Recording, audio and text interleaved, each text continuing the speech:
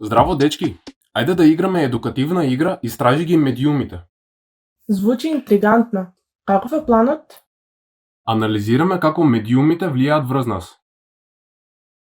Да почнеме овде. Писанијата секогаш ги имаат овие совршени модели. Но тие се многу фотошопирани. Вистинските луѓе не изгледаат вака. И овие инфлуенсери. Тие промовираат производи без да откријат дека се платени за тоа. Тоа е подла реклама. Ова приказна е насекаде. Но, дали е вистина или само кликбейт?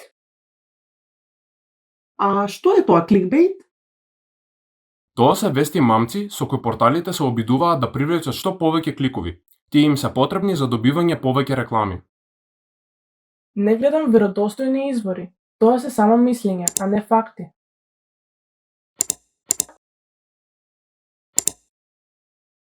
Треба да проверуваме различни сајтови за вести пред да веруваме во било што. Апсолутно. Не можеме да паднеме на сензационализам или лажни информации. Ова видео има милиони прегледи. Но дали е реално или изрежирано? Проверете ги коментарите. Понекогаш луѓето таму ја изложуваат вистината. И секогаш внимавајте на лажни профили или ботови кои шират дезинформации.